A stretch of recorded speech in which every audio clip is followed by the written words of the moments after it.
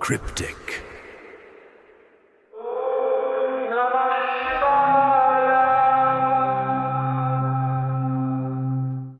कभी सोचा है भगवान को क्यों पूछते हैं? क्या भगवान हमारे डर से बनाए गए या फिर सच में उनकी कोई प्रेजेंस है?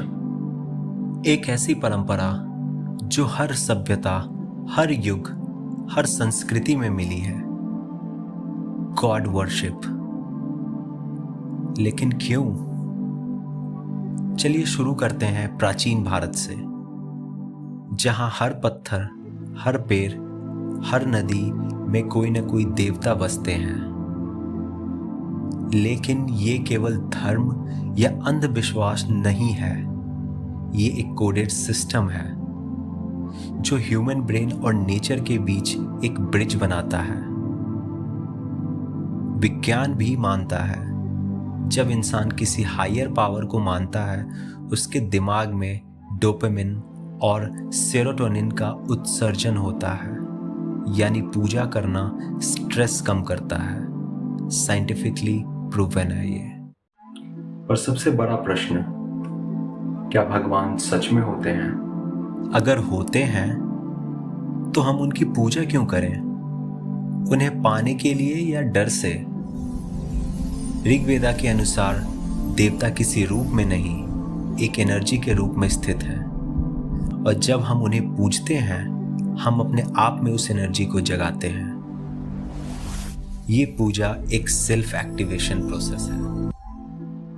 जब एक व्यक्ति मंदिर में दीपक जलाता है या मंत्र जाप करता है, तो वह उस मोमेंट में अपने हाईएस्ट मेंटल स्टेट में होता है। नासा के एक स्टडी के अनुसार स्पेसिफिक मंत्रास जब चैंट किए जाते हैं तो उनकी फ्रीक्वेंसी ब्रेन के अल्फा वेव्स को स्टिमुलेट करती है। ये अल्फा वेव्स इंट्यूशन और क्रिएटिविटी बढ़ाते हैं। तो क्या हम भगवान के सामने झुकते हैं या खुद के बेहतर वर्जन के सामने? लेकिन एक और राज है जो कई लोग नहीं जानते। हर भगवान का कुछ सिंबोलिज्म होता है, जैसे शिवा, समय के परे ध्यान में स्थित तप के देवता। लक्ष्मी, प्रोस्पेरिटी की नहीं बैलेंस की देवी है। और कृष्णा, एक ऐसे देवता जो स्ट्रैटेजी, लव और कॉस्मिक ट्रुथ का संगम है। ये सब कुछ एक हायर लर्निंग मॉडल था, एक सिविलाइजेशन बिल्डिंग टूल, ना कि केवल अंधविश्वास। आपने नोटिस किया होगा हर भगवान के साथ एक कथा जुड़ी होती है। ये कथाएं कोड्स थीं लाइफ को समझने के लिए, जिससे महाभारत के कृष्णा ने अर्जुन से कहा था, कर्म करो, फल की चिंता मत करो। ये लाइन इंटायर न्यूरो साइंस के साथ अलाइन होती है। एक्सपेक्टेशन से एंजाइटी बढ़ती है और बिना एक्सपेक्टेशन के कर्म पीस लाता है। तो हम भगवान को पूजते हैं क्योंकि उनमें हम अपना बेस्ट वर्जन देखते हैं। और जब हम आरती करते हैं, प्रार्थना करते हैं, तो हमारा सबकॉन्शियस हमारे अंदर की चाहतों को अलाइन करता है। ये एक न्यूरो सिंबॉलिक एक्सपीरियंस है जिसे हर कल्चर ने अपनाया। इंडिया ने इसे परफेक्ट किया। पूजा के समय जलने वाली अगरबत्ती, शंख की ध्वनि, घंटी की साउंड, इन सब के पीछे एक लॉजिक है। विज्ञान कहता है शंख की ध्वनि से निगेटिव बैक्टीरिया तक डिस्ट्रॉय होते हैं, और मंत्र चैंटिंग से बिना मेडिसिन के भी हीलिंग हो सकती है। ये सब डॉक्यूमेंटेड है। और इसलिए हर युग में, हर सिचुएशन में जब कुछ नहीं होता, लोग ऊपर देखते हैं। भगवान में विश्वास एक सर्वाइवल मैकेनिज्म था, लेकिन धीरे धीरे ये विश्वास एक कलेक्टिव कॉन्शियसनेस बन गया,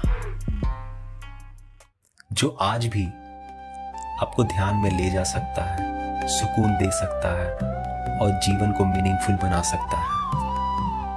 अब सवाल उठता है क्या हम भगवान के लिए पूजा करते हैं या खुद के लिए? जब आप किसी देवता के सामने हाथ जोड़ते हो तो वो हाथ आपके इनर सेल्फ के सामने भी झुकते हैं। Worship is not about fear, worship is about connection. एक ऐसी एनर्जी से जो कभी ना कभी आपने फील की है।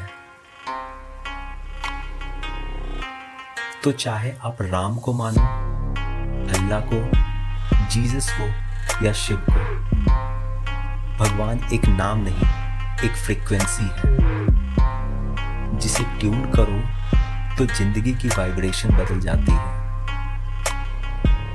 और इसीलिए पूजा, प्रार्थना या नाम जप एक माइंड टेक्नोलॉजी है जो थाउजेंड्स ऑफ इयर्स पहले हमारे ऋषियों ने डिजाइन की थी।